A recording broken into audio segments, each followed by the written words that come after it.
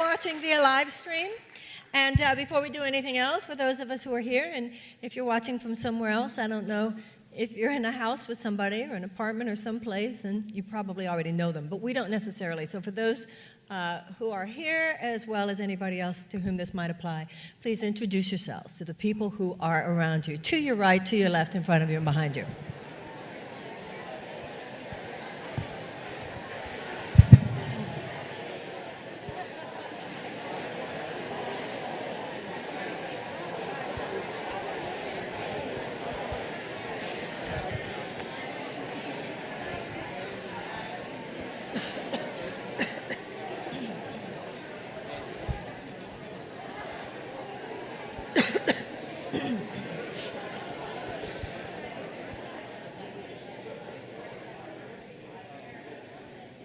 Okay, are you ready?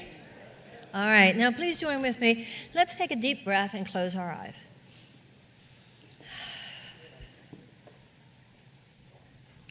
We see in the middle of our mind a little ball of golden light. We watch this light as it begins to grow, larger and larger, until now it covers the entire inner vision of our mind. We see for ourselves within this light a beautiful temple. We see a garden that surrounds the temple and a body of water that flows through the garden. We see that the inside of the temple is lit by this same beautiful golden light. And here we are, for we have been drawn together across time and across space in the presence and through the power of God. We devote our time spent together, all of our relationships and experiences of one another, to Him. We ask that God's most Holy Spirit be upon us, entering into the deepest regions of every thought and every feeling, that we might be lifted up, above and beyond the fears, the sorrows, and the limitations of this world, to the infinite love and peace that lay beyond. And so it is. Together, we all say, Amen. Okay, so we are going to talk some fundamentals tonight. But you know, it's interesting because becoming more advanced spiritually doesn't mean that you become more metaphysically complicated. Becoming more advanced spiritually is simply that we are able to take some principles that are of themselves quite simple, and we become more masterful at applying them on a universal basis. So it's not that we become more complicated. In a way, we become less complicated. Complication is of the ego mind. The spirit is simple. There's a difference between simple and simplistic. Simple means, as applied to spirituality, that the world is made up of two categories, which actually amount to parallel universes of sorts. And one is the universe of fear. And the universe of fear is experienced as a consequence of a certain mode of thinking. And then there is a universe of endless love. And that is experienced as a consequence of another mode of thinking. It's not two sets of circumstances. It's two different experiences of that which at least begins as the same circumstance. Take relationships, for instance. I was talking to someone earlier today, and we were talking about what is fate, what is destiny in relationships. The issue is that what is quote-unquote fate or destiny is that we will meet people who represent the assignment made by the natural intelligence of the universe, bringing together those of us who have with each other maximal opportunities for soul growth. Where does free will come in? It's completely up to us what we do with that encounter. So certain experiences are, i.e., karmic, but what we do with it is completely up to us. With every thought we think, the Course in Miracles tells us there is a mental filter of sorts. With every thought we think, we are either allowing love to extend from God's mind into us, which is its natural flow, and we are allowing our minds to be channels or conduits of that love out into the world. That is our function on the earth. That is why we were born. And it is not only the source of our happiness, but the only way we can be happy. Now, sometimes our experience of circumstances would say to us, loving is a good idea here. But there are other times in life where somebody else's behavior or some circumstance would indicate to us, I don't think love would be a good idea here. And so we go back and forth between giving love and withholding love, because we're always waiting for a circumstance to prove to us that the person is worthy of our love. The Course in Miracles says you are waiting for a person, you are waiting to understand someone, and you think once you understand them, you will decide whether or not they are worthy of your love. But the Course in Miracles says, actually, until you love them, you cannot possibly understand them. Now, to say that love is always the appropriate response in any situation is not to say that the word yes is the appropriate response in any situation. To say that I love you, to say that I'm seeking to be a conduit for love in this situation, doesn't mean that I'm incapable of saying no. That doesn't mean I owe it to you to always give what you want. It is to do that, to say that, to think that which is loving. Sometimes love says no. Love sets healthy boundaries and so forth. You don't have to worry that by surrendering yourself to be used as a conduit or a vessel for love, that you are giving yourself over to that which will make you a doormat. Quite the opposite. When we give ourselves over to love, in surrendering to love, love is that quantum field of infinite possibility which activates the natural intelligence of the universe. That natural intelligence is the handwriting of God. It is intentional. It is always working within all units of time and space to bring all living beings and all circumstances to their highest level of creative possibility, endless love, and endless happiness for all. It is when we deny love the opportunity to flow through us. It is when we stand in any situation with the heart closed and the mind closed, thinking, I'm not here to just be some conduit of love, okay? I'm here to take care of business and do what I think is right.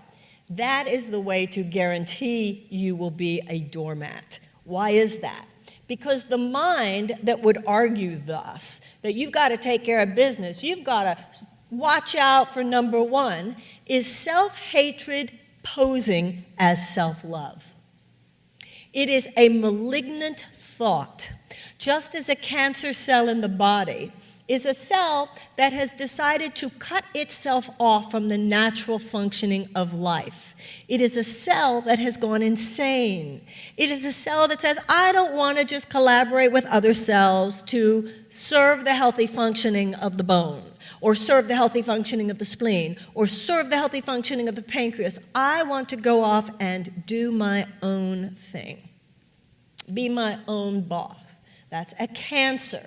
It is a cancer in the body, and it is a cancer in consciousness. That is the problem with the world. That is the darkness of the world. A consciousness of fear that now dominates the thinking of the world, fostered by and manufactured by the belief that we are separate from one another. When we know that we are not separate, then we understand that every encounter is for the purpose of co-creation. Every encounter is meant to be a holy encounter. Every encounter is meant to be one of collaboration. Every encounter is meant to be one in which we cultivate that namaste attitude, where the love in me salutes the love in you. If I am waiting for you to do or say that which I feel you should be doing or saying, because that will make me feel good, then I am actually holding you hostage on some level, waiting to see whether or not you are worthy of my love. Now, the miracle worker, and the miracle is a shift in perception. So namaste consciousness, the love in me salutes the love in you, God in me salutes the God in you, the Buddha mind in me salutes the Buddha in you, the Shekinah in me salutes the Shekinah in you, the Christ in me salutes the Christ in you. The language is not the issue, the reality is the issue. Truth is spoken in many different ways, but there is this one truth with a capital T.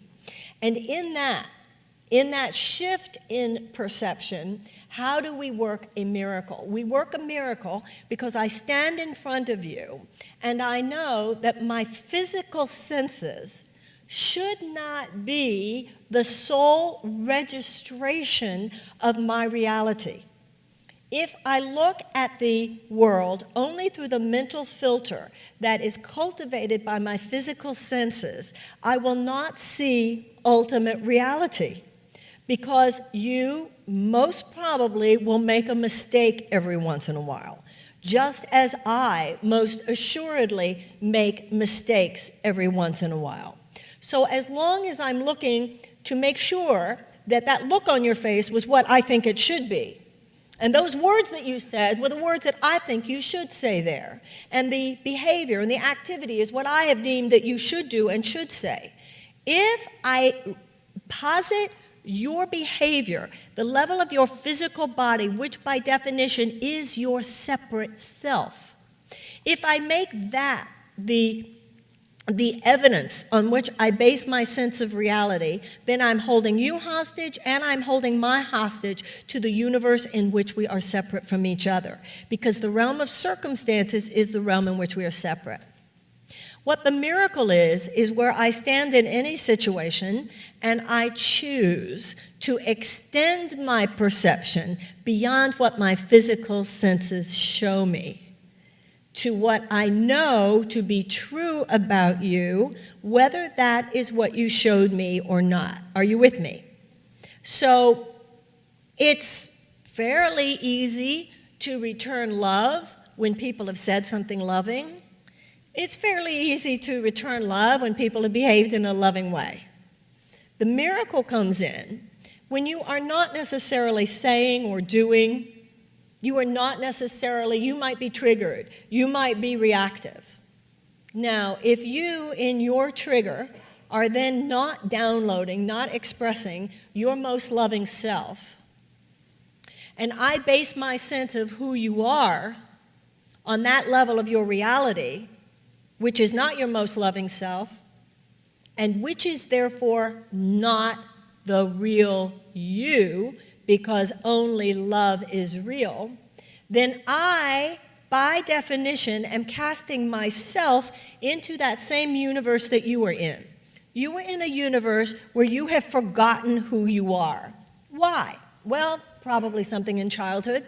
In that moment, you went through something that I go through, that we all go through at times, where the circumstance is challenging because our life experience and our unhealed places are such that in that moment, I feel, even though it's not true, I feel it's true that I can't express love here and be safe. I cannot express love here and get my needs met. Now, if I meet you on that level of your error, then I am not only holding you, I'm crucifying you in that moment, but I'm also crucifying myself. What does that mean, crucifying myself? Holding myself to that plane. But if I am willing to extend my perception beyond what my physical senses perceive to what I know to be true about you, then I am laying claim to a different universe. And out of that universe emerges different possibilities for the relationship. Because that is not the universe that is reflected back to me according to error. It is the universe that is reflected back to me according to ultimate reality. A place where you can see this pretty naturally is with small children. So the little child is crying, the little child is tired, and you understand that. You just get, this kid needs a nap really bad. This child needs to go to sleep. This child is having a tantrum. And the parent, certainly the conscious parent, knows this is not who my baby is. My baby needs a nap. This is not who that child is. This child is having a tantrum. This is not who the child is. That is as true of an adult as it is true of a child. Now, that's not to say that the adult should not be held accountable. That is not to say that boundaries should not be set, because in certain circumstances, that is absolutely an appropriate response. As I said before, love sometimes says no. But if I come at you, and I come at the circumstance, and I come at the encounter from a place of, you are doing the wrong thing, and I feel attacked by you, so I'm going to attack back, right? Action, reaction, wheel of karma. So, okay, we are on the wheel of suffering. And if you attack me, and we've already talked about how your attack came from some unhealed place in you. You had a rough day. You're feeling stressed. You're going through whatever you're going through, right? But I feeling attacked by you, and I don't like the way you said that, and I don't like what you said, and I throw it back at you, then no miracle will occur here. Because you will then feel attacked by me, and so you will then attack me, and everything will escalate. A great place to practice this is at the airline ticket counter. They have you. They have the power. It is one of those situations where there is no doubt about who has the power. So this is a really great place to practice the miraculous, to practice your power as a miracle worker. Because if they're saying, I'm sorry, you can't get on the 7 o'clock, and you want to say, I was on the phone for 45 minutes today. I was told if I got here by 6:15 that I could get on the 7, and you just need to look in your computer because it's in there. Now, what is the airline counter person going to think about me at that moment? You lay down, do it. Right? Now, if on the other hand, I remember that your day has been tough too, and that all that's really happening here has absolutely nothing to do with airline tickets. This situation, as every situation, is an opportunity for both of us to experience maximal soul growth. Now, I don't know what your lesson is, airline counter lady. That's none of my business. But I know what my lesson is. The only reason anything ever happens is for me to rehearse the lesson of becoming my Christed self, all-loving self, actualized self, enlightenment self, however you want to call it. Now, if my agenda is to get on that 7 o'clock plane, and that's my only intention, then I may get on the 7 o'clock plane, I may not. But if I realize that all that's happening in any situation is the exercise and the practice of love and forgiveness, then I realize it doesn't even matter if I get on that plane. What matters is that I practice to the best of my ability the miracle. And the miracle means knowing, as the Course in Miracles would say, if you spoke to me with love, if you were behaving in a loving manner, obviously, love is an appropriate response to you. But that's not even the issue, because if that was the issue, I'd already be on the 7 o'clock flight. But what if you did not behave in a loving manner? What if you did not do or say what I would want you to do or to say? Then the Course in Miracles says that we are to interpret that as a call for love. Now, the Course in Miracles says the vision of one world costs you the vision of the other. If my only agenda is to get on that plane, then my subconscious programming will be to do whatever I need to do or whatever I need to say to make sure I will get on the plane. Now, I might be metaphysically informed enough to know that what I should do is just talk like this. But then it will come out like this, and even though it will be really like kind of new agey soft, you will feel the screw you that's really in there. So behavioral modification of itself will not work. Miracles are more than behavior modification. And if you only wait until that moment at the airline counter to try to practice your power as a miracle worker, your muscles will not be honed. That's why the issue in life is every single morning. You know, I'm on a review section in the workbook. And the review section begins each day with, my mind holds only what I think with God.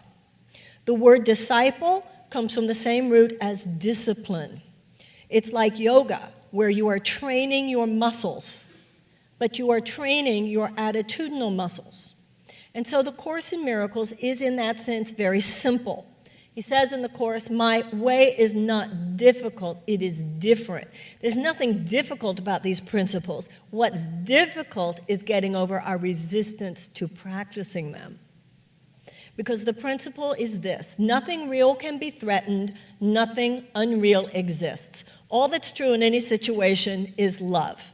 And if that's the only way you see it, and you are willing to extend your perception beyond what your physical senses perceive to what your heart knows to be true, and to know that all that's happening in any situation is that I have an opportunity to forgive and I have an opportunity to be a transformational space of love, then life will work. And like I said, that's not hard when people are being nice.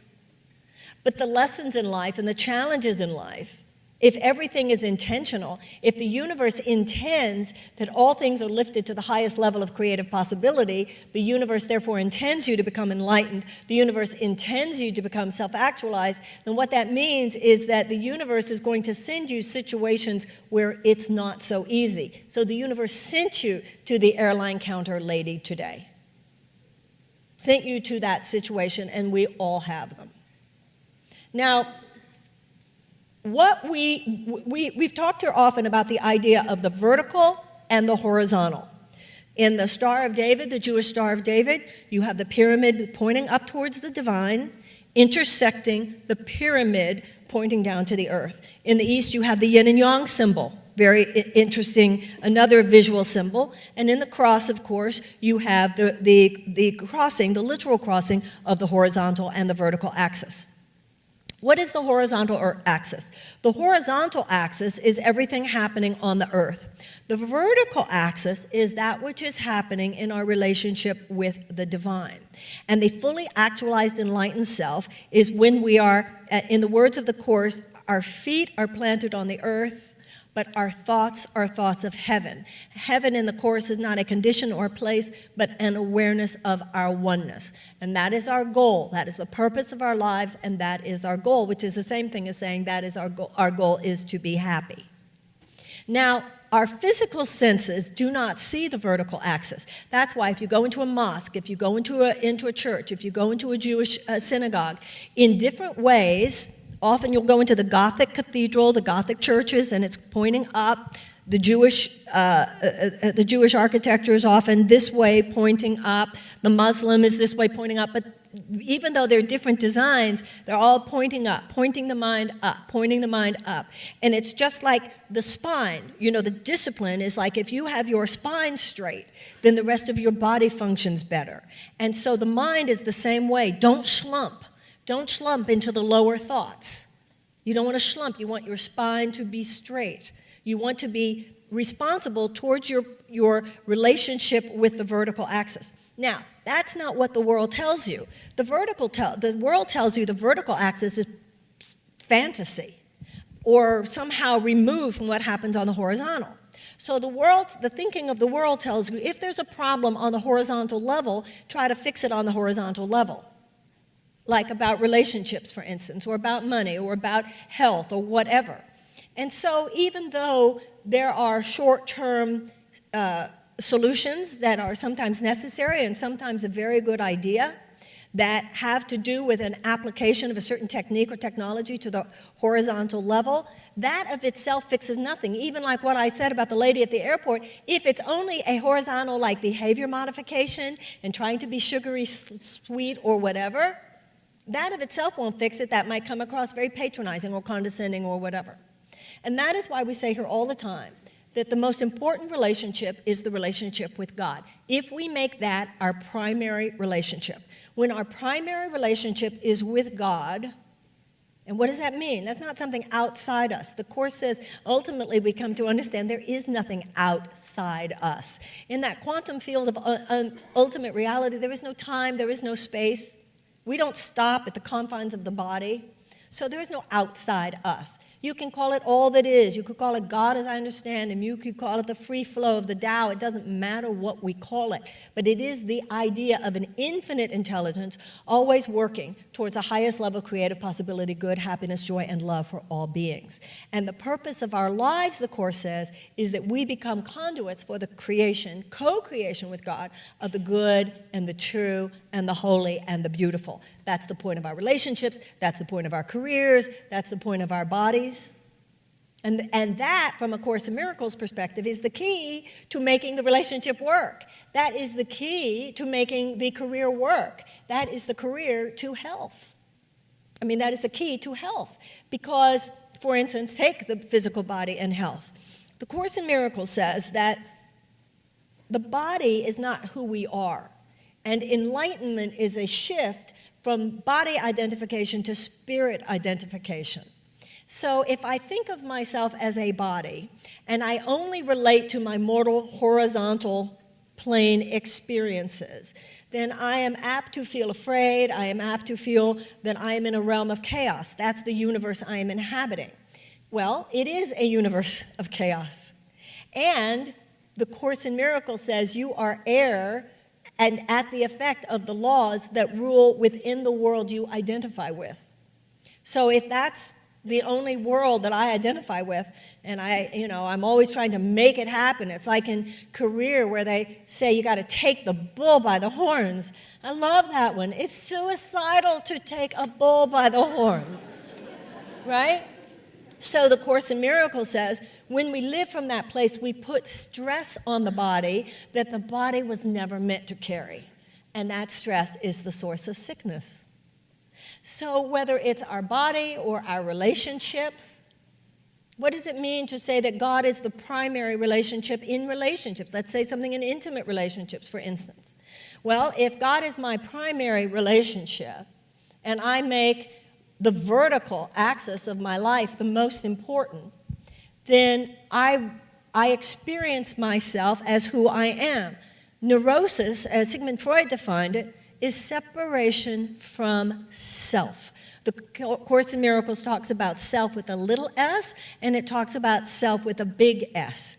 So if I, through prayer, through meditation, in the Course in Miracles, doing those workbook exercises, these thoughts that train the mind, my mind holds only what I think with God. These mantras, these sentences, the Course in Miracles says they become mental habits in your problem-solving repertoire.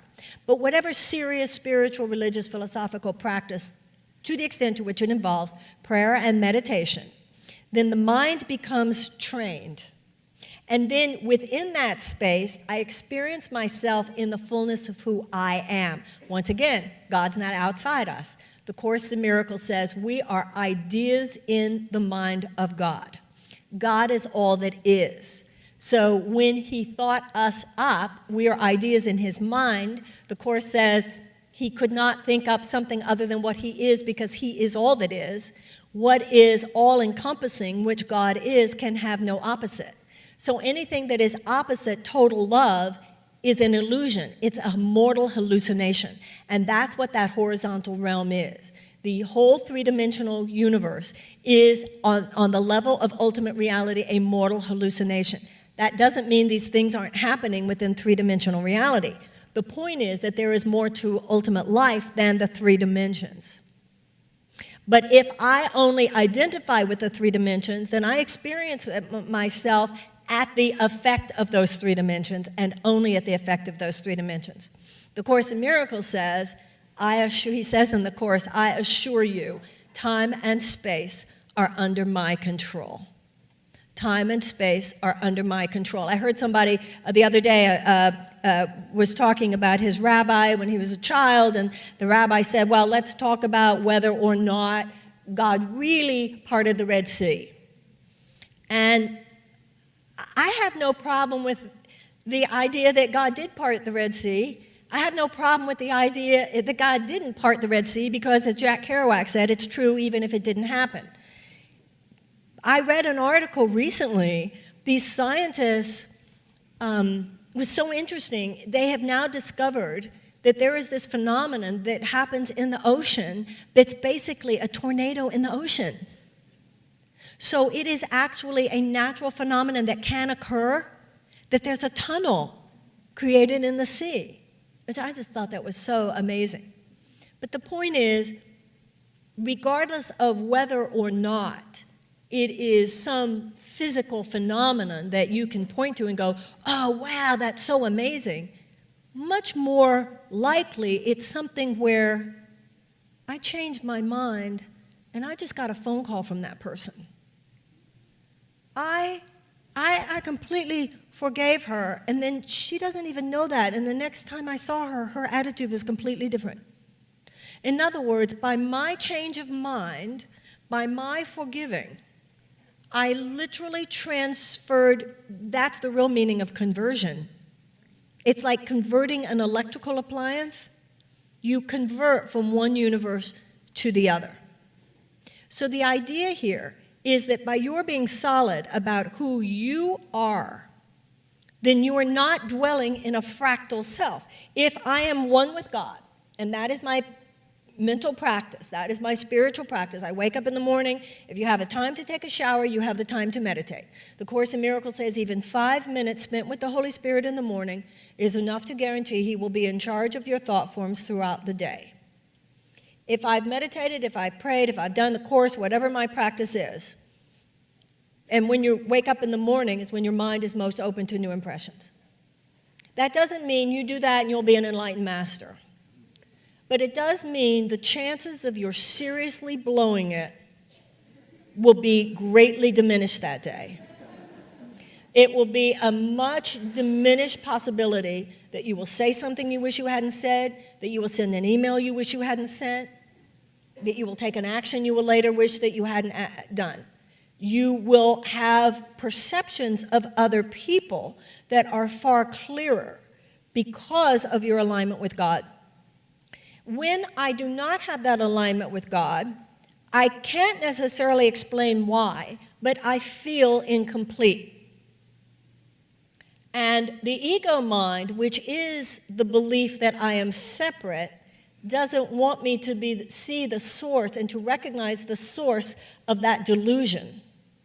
Because if I saw the source of that delusion, that of itself would be an egoless moment. So the ego says, oh, you feel so lonely. You feel so bereft. You must feel like you're just alone in all the universe. And then the ego says, but there's that one special person out there. You just haven't met them yet. Now that's fine until you meet them. And that poor person has the burden of needing to be, at all times and always, your idea of what would complete you. And then you are not there to give, which might actually attract them. You are only there, whether you recognize it or not, to get that which you feel you need to complete you, which of course sabotages the relationship, which repels a person who after a while is tired of playing that part. And so the Course in Miracles says that the ego's dictate in love is seek but do not find. So the ego mind is always telling us that we need to find love. The ego is going on endlessly about how we need to find love. But what it's really setting us up to do is to look for it, but not allow ourselves to find it. Because if you're not able to be with a person, even in those moments when they are not their best, then love is there. It's not that you didn't find love. Love is right there. But you are stopping your perception on the level of the body's evidence rather than extending your perception beyond to what the heart knows to be true. So that's where, just like we talked a minute ago about how seeing God as the purpose and God's work and God's will being done, i.e. loving thought. To say may God's will be done is the same thing as saying may love's thought prevail. May loving thought prevail. God is love, will is thought. May God's will be done means may my thoughts be the thoughts of love, may their thoughts be the thoughts of love, so this situation can be lifted out of the pathological and neurotic universe of probability. And instead of playing some dumb, painful drama, that we actually get lifted to a place where you're cool and I'm cool, and wow, that was a really nice time. It is as simple as that. And so in relationship, when you see the relationship is there, the Course in Miracles says, the ego sees other people as there to fulfill the function that you think you need them to fulfill. That's what the ego is. That's a way to wreck a relationship. But when we see that two people come together, that God's will might be done, i.e. that love's thought might prevail, it means once again you stay on your side of the net, asking, may I see love no matter what they do or what they are about. And also thereby being the transformational field in which it is more likely that they will be able to do that too. Once again, behavior modification is not enough. I remember a time in my life where somebody said to me, stop leaning on me. And I said, I have done nothing. He said, I can feel it. It's all, especially if you're in an intimate relationship with someone, if you're in a close relationship with someone. So this idea of actually working on the level of mind, which is the causal level, is everything. And the same is true in our career. If you ask that your career serve the love of the universe, you're asking that your career, everything that you do, the Course in Miracles, when it says, where would you have me go? What would you have me do? What would you have me say? And to whom? That applies to everything. Our spirituality is not a separate category of our lives. Spirituality is the underpinning. It is the attitudinal underpinning by which we face any situation, knowing that this is a spiritual lesson. Nothing ever is what it appears to be about. If we take on the mantle of a spiritual discipleship or spiritual discipline, which once again is the opposite of a life of sacrifice, the Course in Miracles says the teacher of God, and to teach is to demonstrate. So the Course in Miracles says we are all teachers of God, in that in every moment, with every interaction, we are teaching people who we think we are and who we think they are to us. If I am generous to you, the Course in Miracles says the teacher is generous out of self-interest. Because once you know that all thought creates form on some level, and that all that I give is given to myself, and all that I withhold is withheld from myself. Why? Because on the level of the real universe, there are no separate bodies. We are one.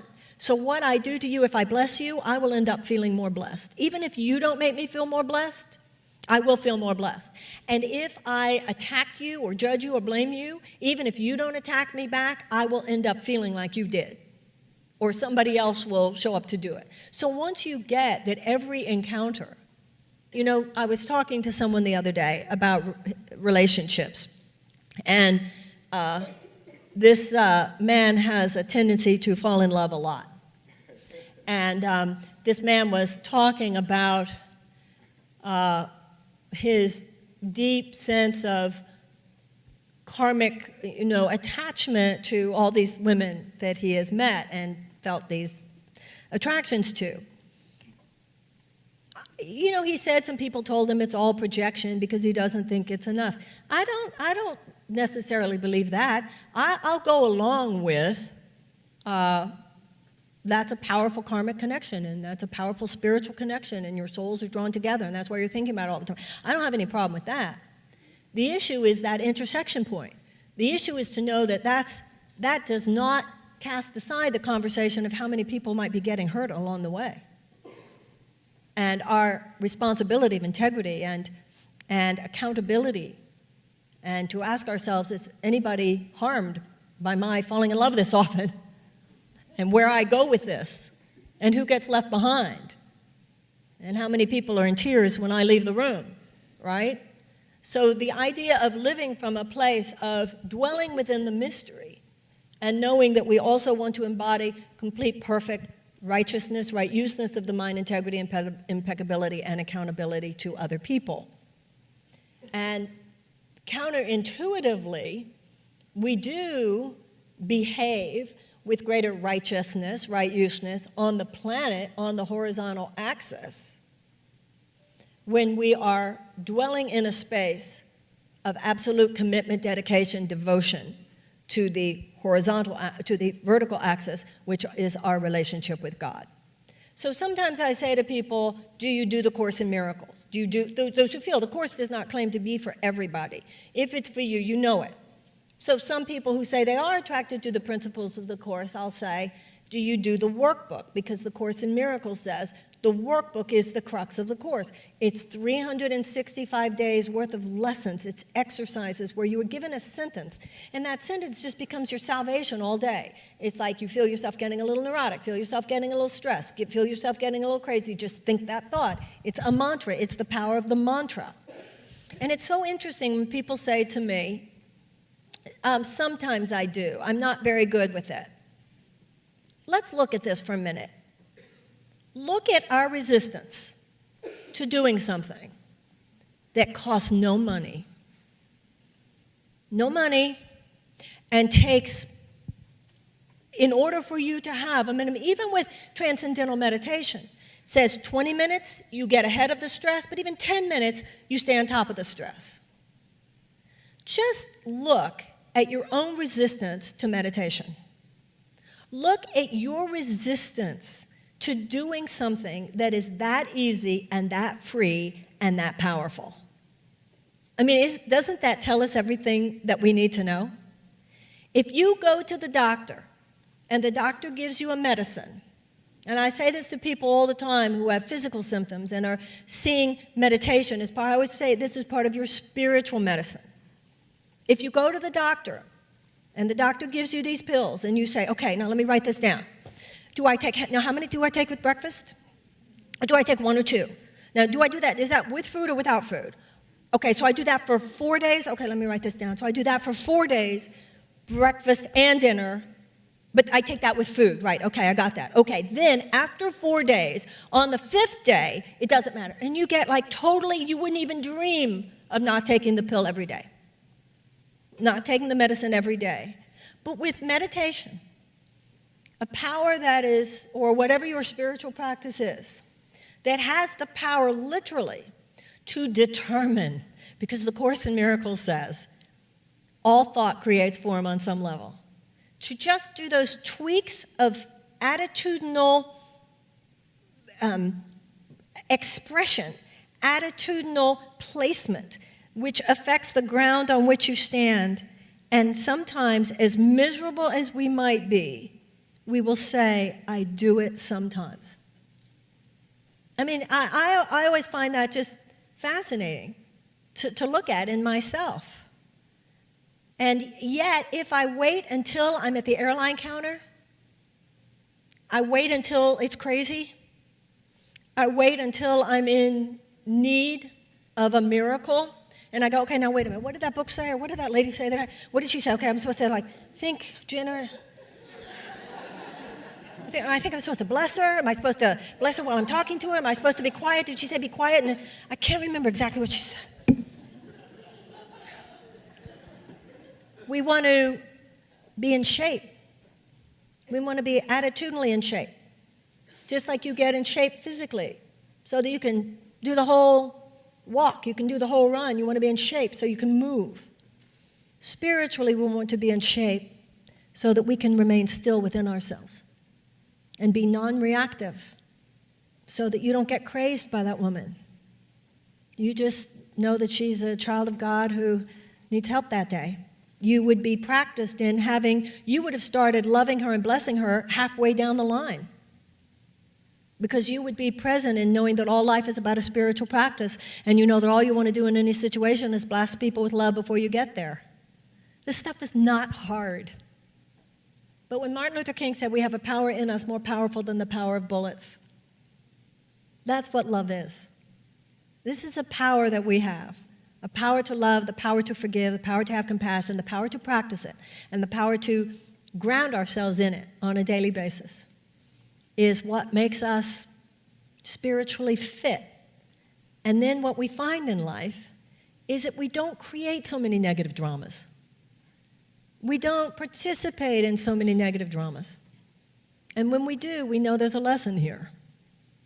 And the chances of our learning the lesson and being in victory with it and being lifted above the craziness is very, very good. If we don't, I've seen in my life, sometimes when something's very dramatic A lot's going on. Sometimes the best thing you can say to a friend who goes on and on about their problems, the best thing you can say is, did you meditate today? And who have you not forgiven?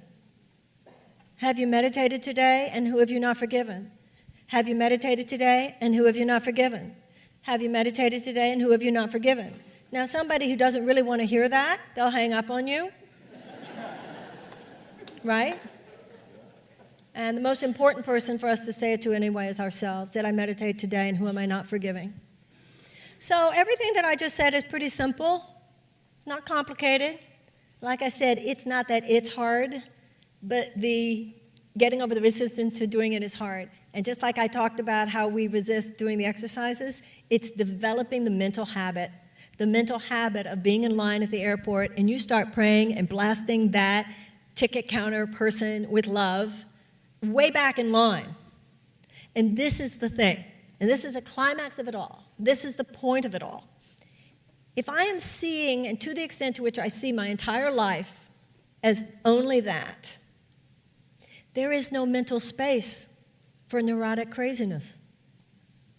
Because my mind is already extending itself and performing the function it's on the earth to perform, which is that you just go around, may I be a vessel of love, may I be an instrument of love, may I be an instrument of love, may I be an instrument of love, may I be an instrument of love.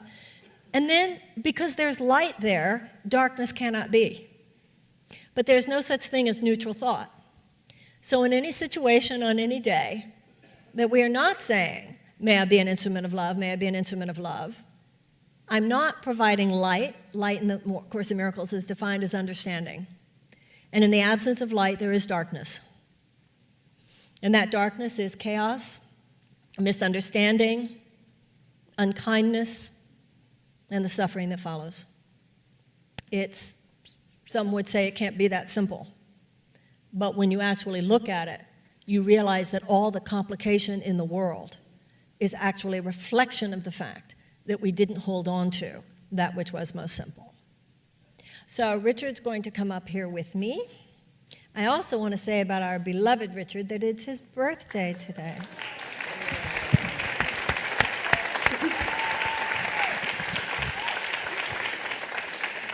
So after we do our meditation, Richard is going to sing a song for us. Usually we sing to you on your birthday, but it's way cool that you want to sing to us. So everything I've talked about, I'm your aerobics instructor here. I'm your spiritual aerobics instructor. So I'm going through the moves, right? You just say the words and you go through the moves, and then by saying the words, that's how I'm trying to stay in shape myself, get in shape and stay in shape. But like an aerobics instructor, I can't do it for you. So only you can determine how much of your life you will bring to this inquiry. So I know situations have come up already tonight in your thinking, and this is the power of a congregation. The Course in Miracles says an idea grows stronger when it's shared. The whole two or more are gathered. This is a resonant field, and of course we have all the people on live stream with us. So it's easier, isn't it? It's easier when you're in a room full of people. It's interesting on some level of physics, isn't it? That when other people are going deep, it's easier for you to go deep. So, and when people are in a room where there's prayer together, it's very difficult to lie to yourself. So this is a gift you are giving yourself, where your subconscious mind, because the Holy Spirit works through the subconscious. So we all, the Spirit has so much to say to us all the time. There is the answer to everything. The Course in Miracles says that we have an internal teacher, by whatever name. It is an internal teacher. And we can cultivate constant communion and communication. And we just put ourselves through so much drama that is completely unnecessary. Once we realize that as we hone to a higher truth, then that truth will be given us, and as one of the lines in the Course that I love, at the very beginning of the text says, you will be told everything you need to know.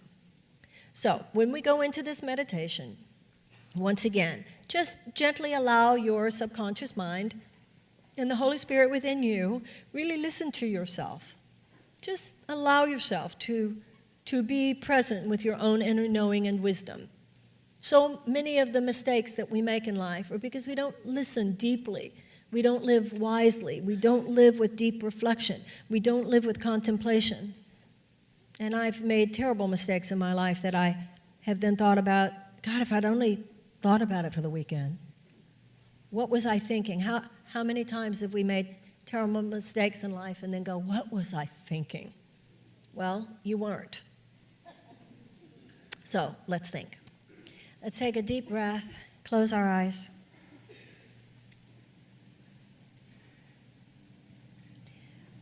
And now, seeing within our inner eye a great golden light, the field of infinite love, which is the true reality beyond all appearances. We now see within this sacred temple space our internal teacher, God, angel, elder brother, God or goddess, whatever image emerges is correct, that which is the divine guidance and illumination within.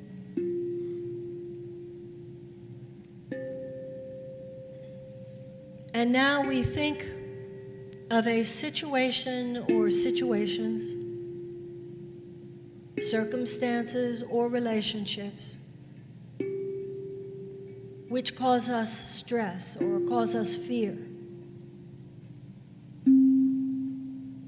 that bring up drama or concern. How will I get it done? How will I get what I need? How will I make it happen? And in this moment, we simply remember that that entire layer of complication, of limitation, of diminished resources and limited time is all a part of the illusions of the world. Instead, we settle in to that deep light and wisdom, reflection, contemplation, deep in our hearts, where we are devoted to and listening to the voice for God within.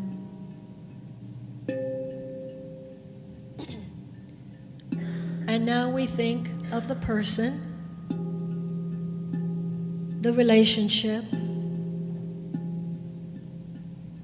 the circumstance, the situation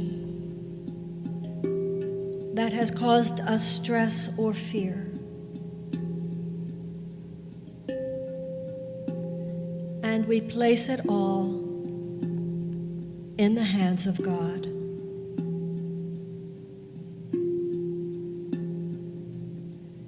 We allow ourselves to completely relax,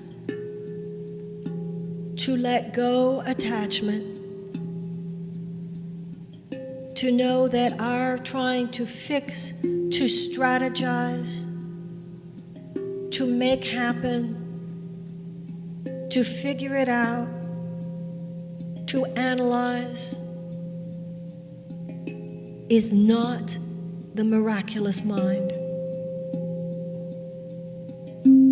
And now we hand this relationship to God. We hand this situation to God. We hand this circumstance to God.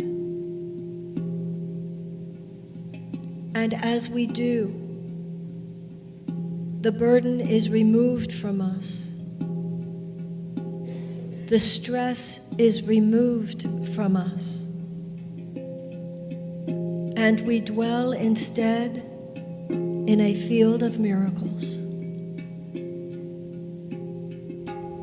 We give all on the horizontal plane up to the vertical power. We give our experience of the mortal world into the hands of immortal power.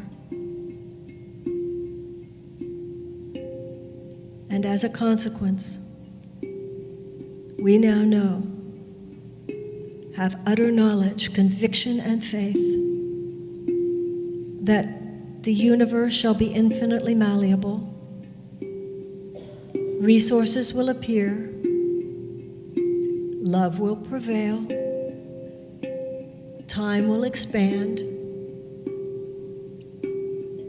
Breakthroughs will occur. Walls between us will dissolve. Mistakes shall be null and void. Forgiveness shall occur. Happiness shall reign. And inner peace shall be ours.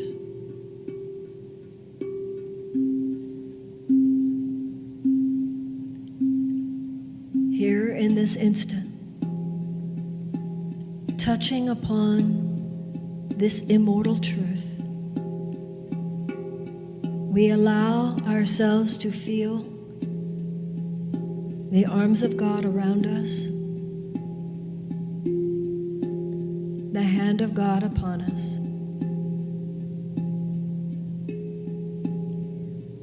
And we look out to the people who we work with, our employees and our employers, and we send them love.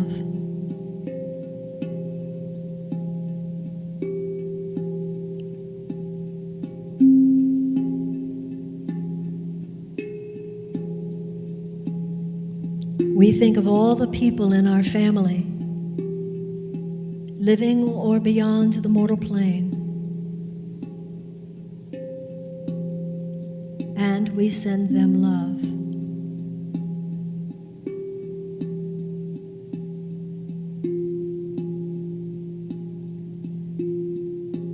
We think of all the people in our lives, the ones we like, the ones we love,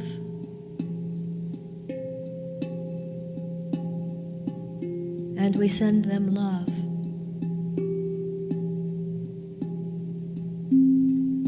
And now we think of those people we do not like, whom we do not love, who we feel wronged us, betrayed us, hurt us, even abused us. And in this moment, we send them love. We bow before the Christ within them, the love within them, the Shekinah within them, the Buddha mind within them. And in so doing, cast out the illusion of suffering and loss. We ask for forgiveness for any part that we ourselves played in the negative drama that occurred between us. And we forgive them for past transgression.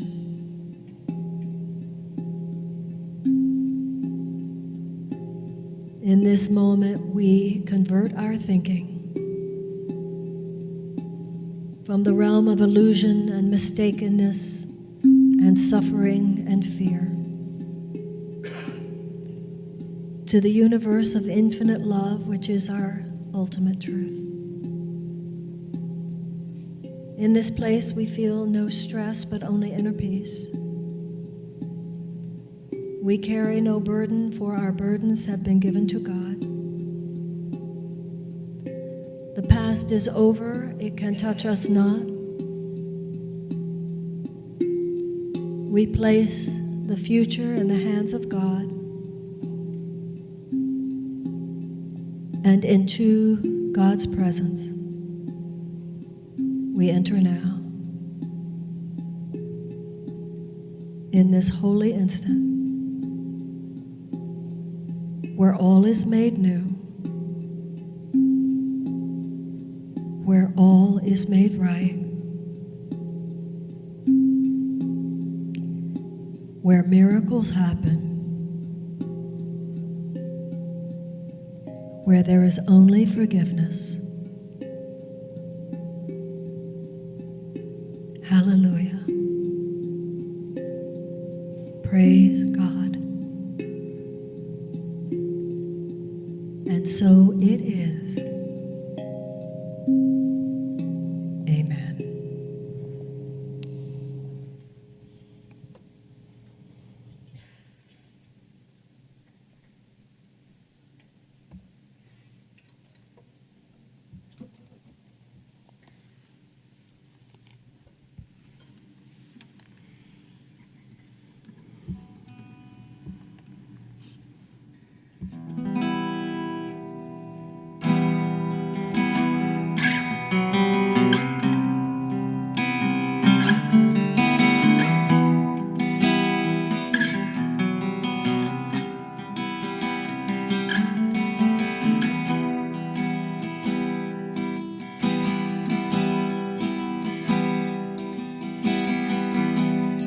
We all have our stories, and that's just what it is.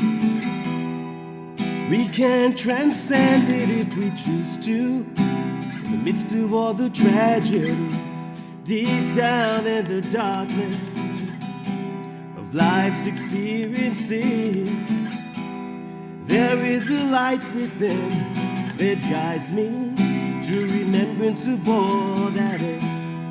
I am love. I am the infinite source within. I am love. I am light. I am the infinite source within.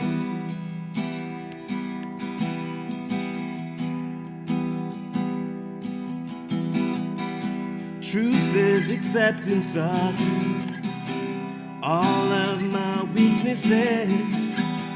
It holds the strength of my convictions. Cause life ain't always what it seems, and fear of darkness is just an illusion. A gloss of innocence. I'm here to find myself again. I am love. I am light. I am the infinite source within. I am love, I am light, I am the infinite source within. I am love, I am the infinite source within. I am love.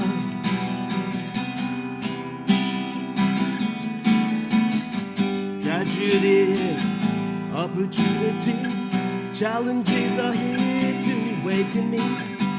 To remember that we are the ones we've been waiting for.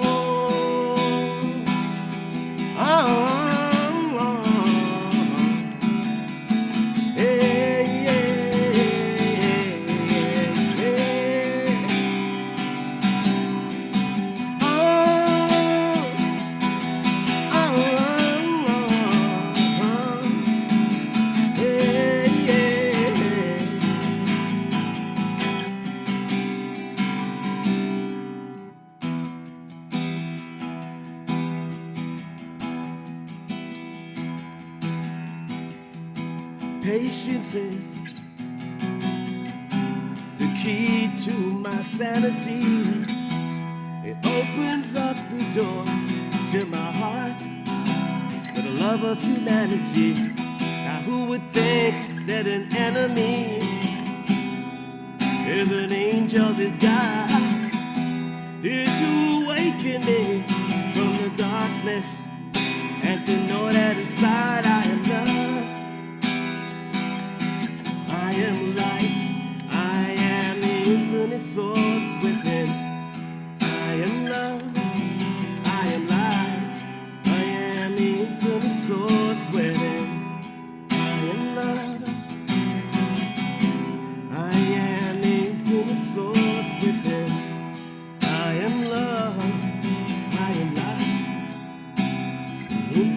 source within.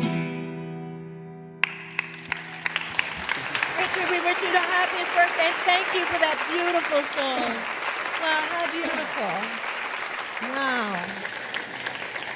Okay. Now we talk about anything you want to talk about. I don't think I have any questions up here, so I'll come down there and we'll talk about anything you want to talk about. Bring up whatever topic or issue or question you have. Is your hand up, ma'am? Okay, what you got? You were talking about resistance, and it reminded me of this book that I'm reading by Stephen Pressfield called The War of Art, and it talks about resistance and how resistance comes between where you are now and where you want to be, whether that's in creating art or many other things, and spiritual things too, if you want to meditate or become a meditator. The only thing that's between you and that thing is resistance, and you use that word too. And so he defines it in such a way that it sort of makes it easier for you to say, oh, this thing, this is that thing, my only job is to ignore it. Cool. You know? And what is that man's name?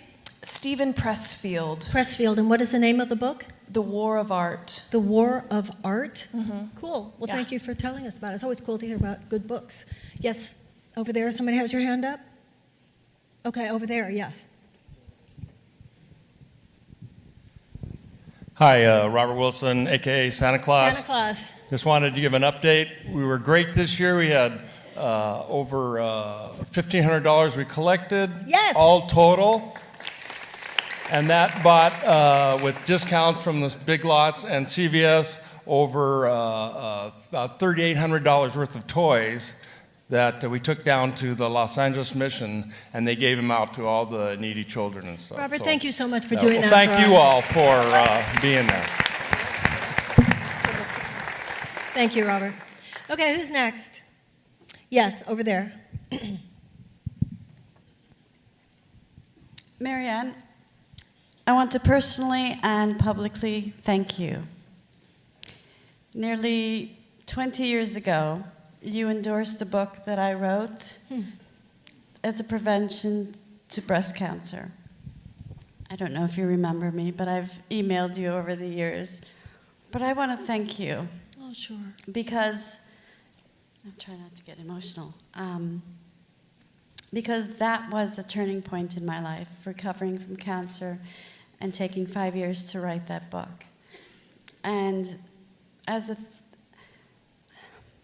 it changed my whole life. I had self-published, and 3 months later, it was picked up by Random House. And I promised myself that if it was ever picked up, and that was my vision, I would help others. And so I launched, not knowing it was my life's path, in helping other people write their books and be the voice. So as a thank you to you, and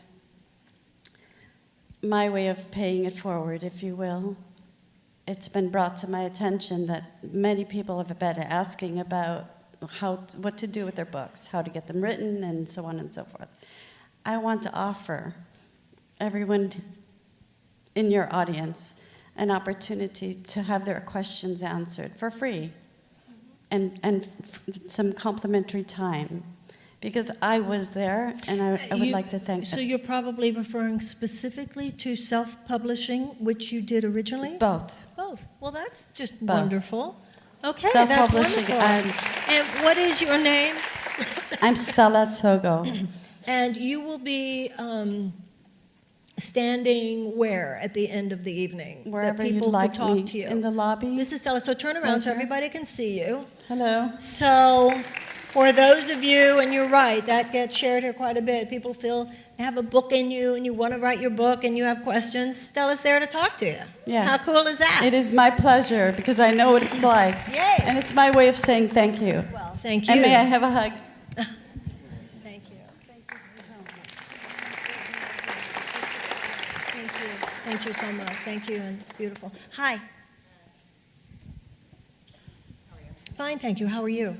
I'm well, thank you. Hi, everyone. I would like to ask you if we can join in prayer.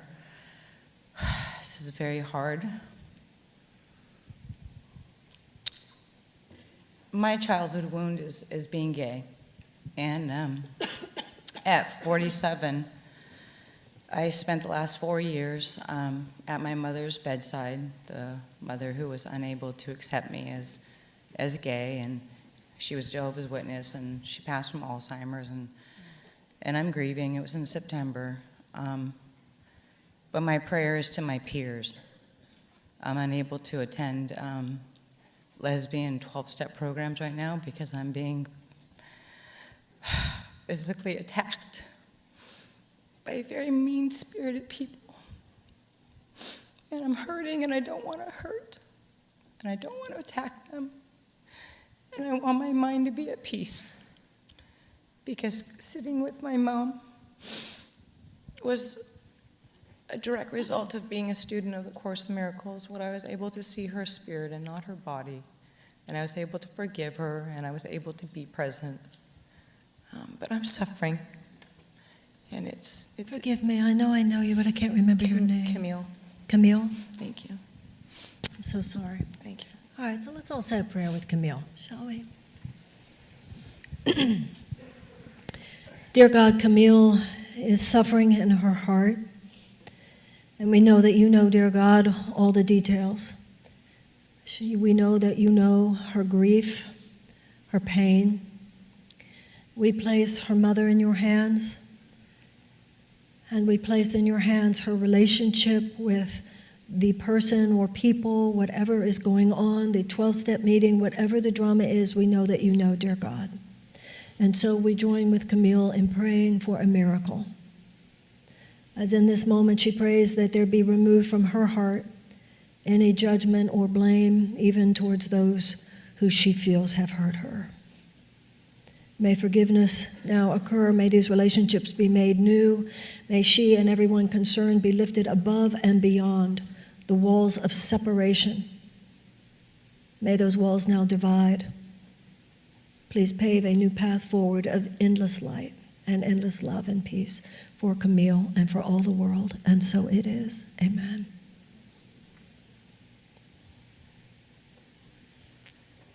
Yes.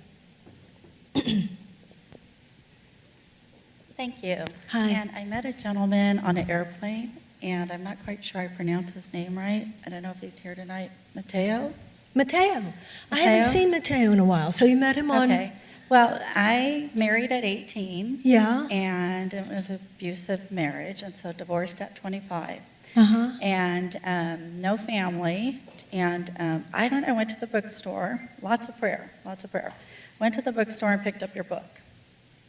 A little bit overwhelmed being a single parent and everything going on. I knew that I would be able to, I just knew God didn't create me to be in that situation. So I can't quote the book because I haven't read it in years. And it took Christ 3 days to rise. And so I was having a little panic attack, and I didn't really realize that was what's happening. And I knew I could do it. I was making about $1,100 a month take home, and no child support and alimony or none of that. And my new rent was going to be $700, but I knew I could do it. You said, what was the last sentence you said? I No was child support. bringing home $1,100. My Right, rent I was heard that. $700. How can I do this having a child? But I just believed. So all of a sudden, it all worked out. Picked up overtime, got it done, and I met my soulmate, my late husband. And so we married right after that, about 2 years later. And he passed away when I was 39. And so I've been a widow for 9 years. And a lot of philanthropy work, gave back, did well. My last one just went off to school. So it's all about me, a lot of prayer, sold the business, great life, trying to figure out where to go. Take my daughter to Paris on a whim, just 2 hours of talking with her. She's home from school. I meet an American author walking the streets, and we had lunch with her. And I got on the planes on the day of the shootings in Paris, and Mateo was sitting next to me. And I was talking to him about, I go, I've been wanting to write a book to reach out to widows. My husband was diagnosed and gone in 3 months. And my background's accounting, and I want them to believe, it was really difficult with the business. I want to be able to reach out to women to inspire them. They don't need to know the details. They don't have to have all the specifics of education, even if they haven't had, a lot of times the husbands take the role to inspire them. But I want it to be, I've met with 2 financial planners who do roadmaps for women financially through divorce and being widowed. So what is the question? But I'm just saying that all these years later, Mateo brought me back to you. So all this time I've been procrastinating on writing a book. I didn't come here to intend to speak, but when she talked about her book, and see, so I just like, I wanted to point out to everyone that through hope and prayer, it's 20-something odd years later, I was brought back to you, which brought me back to her, which I didn't believe that I had the capability to do this, to help other women. And so, I just want to tell people. It's one of those time and space are under my control type thing. Yeah, it's just phenomenal that, and you're beautiful and keep getting up and you're going to do it. Even if it's 25, 30 years later, the answers will come. That's beautiful. Thank you for sharing that. And Stella, you just got your first. Yes, hi, Ruth. And Ruth, do you have your flyers here? Yes, I do. That you have an event going on March 8th, and that should be that we should put this on for me to announce Jeff for next time. So real quickly, tell us what you've got going. Seeds of Peace, honoring water, source of life. We all know that California is in a drought right now, and this is an all-day teach-in of workshops, spiritual practice, sacred ritual, communal marketplace, all focused on the life-sustaining role of water and the urgency of the global climate crisis. And our panelists will include Andy Lipkiss, the founder of Tree People, Mona Palaka, she's one of the 13 international indigenous grandmothers, is coming in from Arizona, the Reverend Sally Bingham, Director of Interfaith Power and Light, Professor John Cobb, he's an eco-theologian. Okay, well, people can read this on the flyer if people all pick right, it up. but I actually wanted to say something else. Okay, so just say it. And Marianne is leading a workshop, I'm of course. Is it leading a workshop or moderating your panel? Both. Oh, okay. Wait, but I actually would like a prayer for something else. Sure, honey. On Friday, last Friday, I attended the first all-women's mosque in America. Really? It was launched at the Pico Union Project, which is the oldest synagogue in Los Angeles. 150 women were there, and it was the first time that Muslim women both did the call to prayer and the Juma, the Friday sermon, and at the service, sermon, excuse me.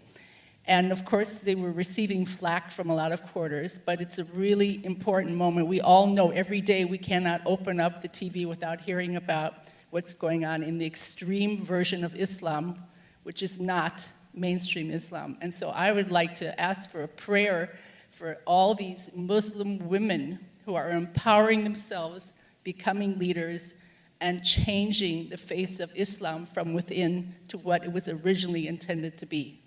I think we really need to support our Muslim sisters and brothers in America and strengthen them, especially the moderate ones. Many of them have spoken out, and this is up to us now as well to keep them on the path that they've taken on for themselves. It's a very inspiring path.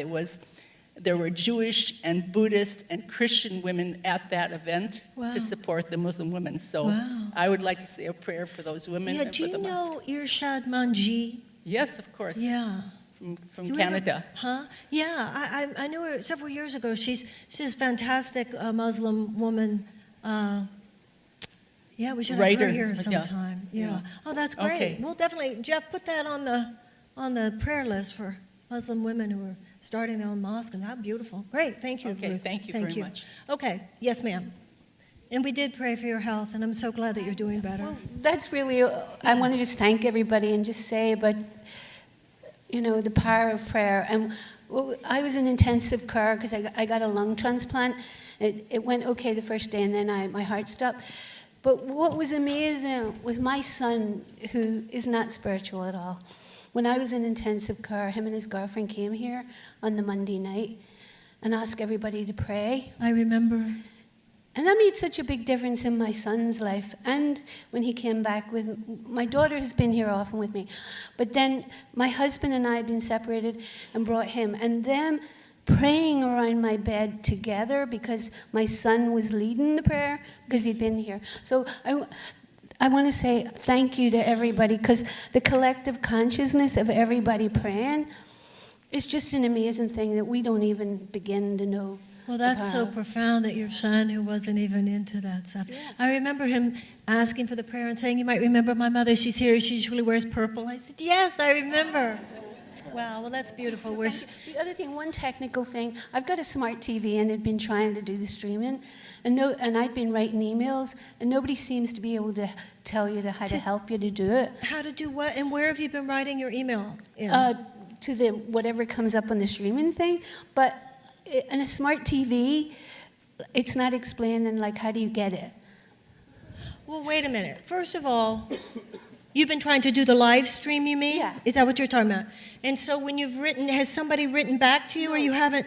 Not even getting any response. I was trying to talk to the guys up there. Where have you written in it? Questions at Marrianne or contact at Marrianne? I think I've done both now, because I tried several times. Well, I'm sorry. I'm always throwing. They're really on it. They're getting. It's just so hard on the small computer. Yeah. For me to see it. Of course. Okay, Ilana or Jeff, you want to come over here for a minute, please?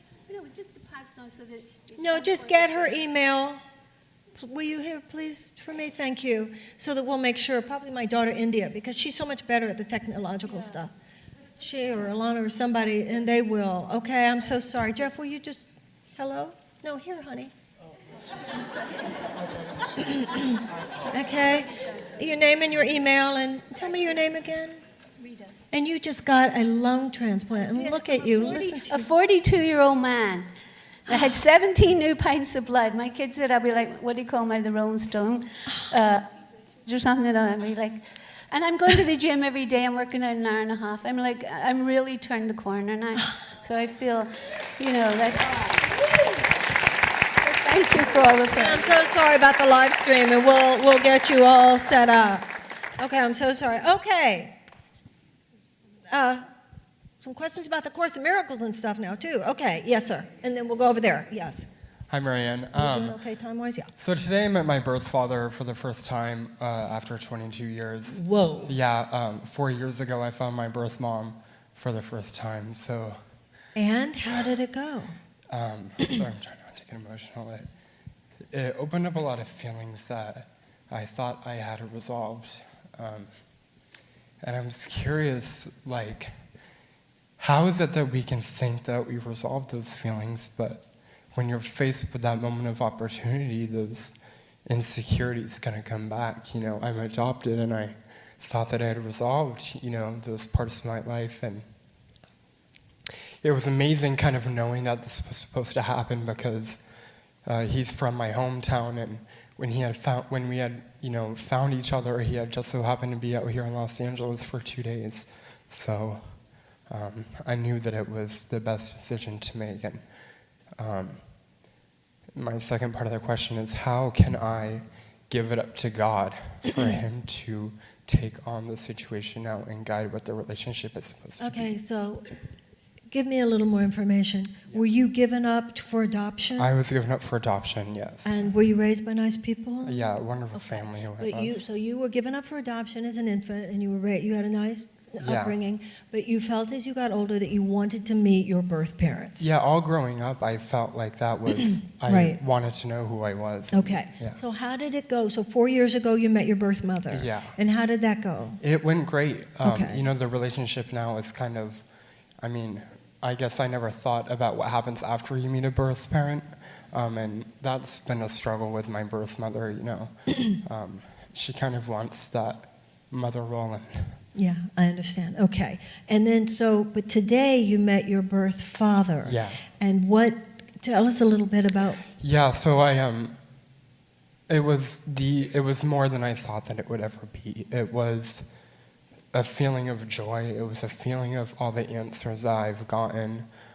We basically just talked about how he grew up and where I get a lot of my passion from and my creative side from. It was just really beautiful to see. Okay, so when you referred a few times in your sharing to unresolved feelings, yeah. Share, what do you mean by that at this point? It almost feels like unresolved feeling of, he told me that, this was the best thing for me, but then my ego was telling me, well, you still weren't good enough for you,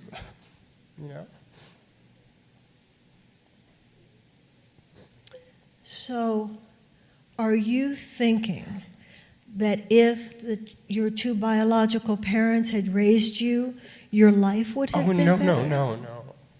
So, I guess I don't really understand maybe where the root of it. I guess maybe I think that, I'm just really confused. well, I'm still just trying to get to it because are you in grief for how old are you now? I'm 22. Are you feeling grief over the 22 years you did not have with them? Yeah, I think so, yeah. Okay. I think I always wondered what it would like if I had always known them, but still, Right, you know what I okay. mean? But Okay. it almost feels like... Okay.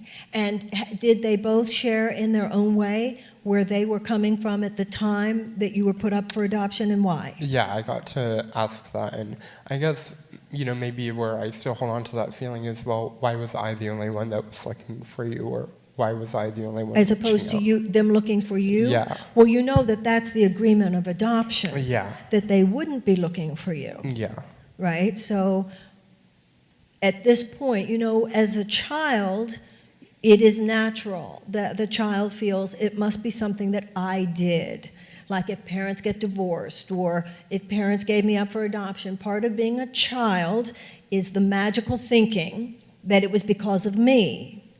Part of being a man, having your own relationships, knowing sex happens. It's not always that, I want to get together with this person and have a child. The man comes to understand that. Yeah. The boy wouldn't understand that, but the man does and would.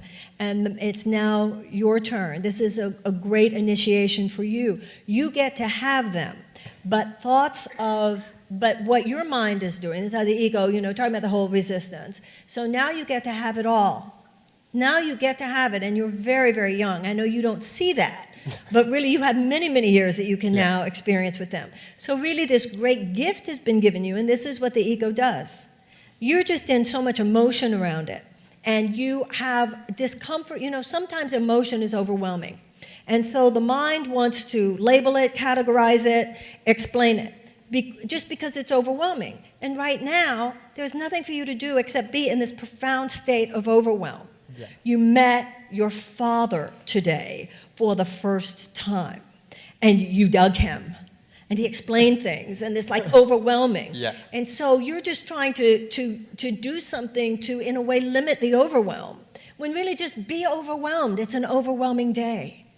Does that make sense? Yeah, that totally makes sense. Yeah, and that it's all just one big miracle, right? Thank you. Right, and that you're crying. Somebody would say, "Why are you crying?" I don't know. I'm sad. I'm happy. I'm all this. Yeah, cry away. Yeah. Right? But be open and know that a miracle is unfolding. It's a miracle that you found your birth mother and that she had the kind of positive reaction. It's a miracle that you found your birth father. And you also want to, I think this is also going to deepen you, as a man, you're going to understand this in all kinds of ways, including you're going to understand more what led your adoptive parents who want to adopt. And I don't know if it's that they couldn't have children and the way they loved you. Yeah. I mean, it's just all so profound. Everybody's story here is profound.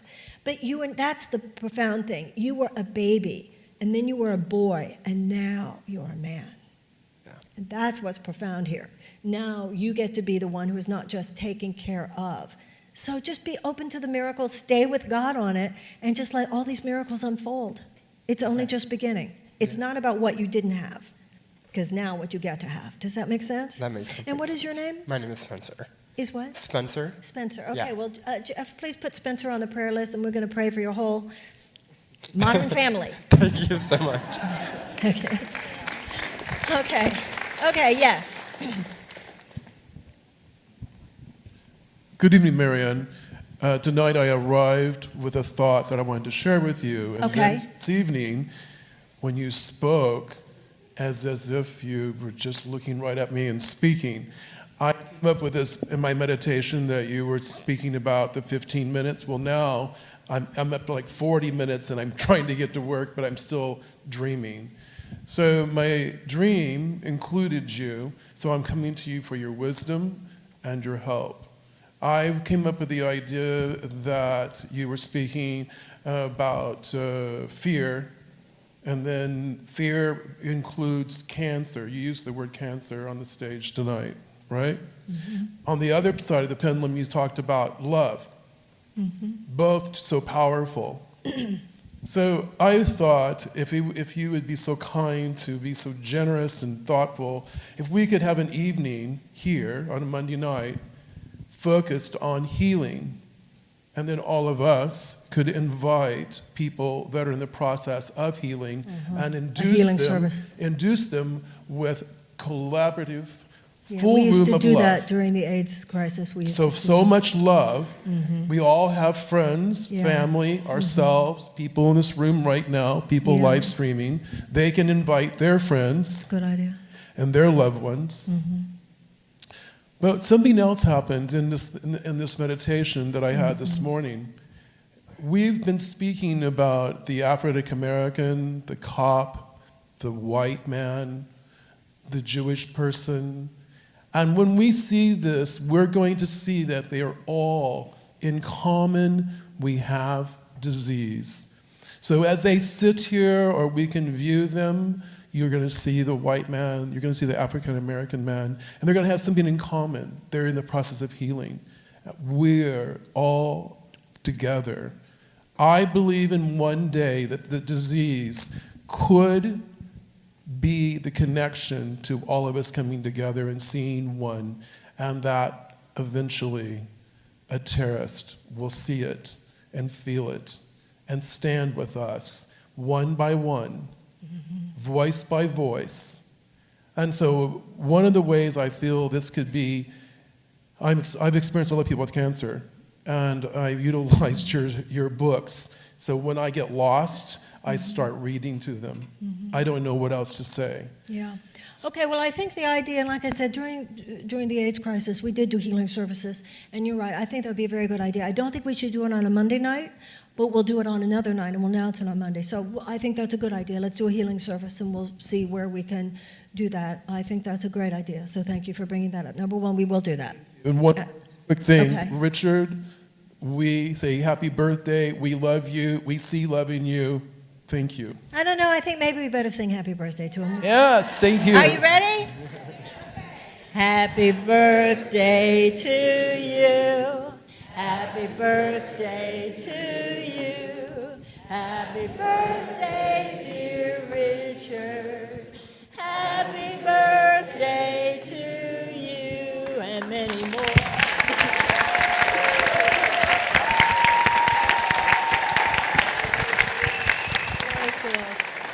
You know, it's funny, you were talking about disease and stuff. A couple of things.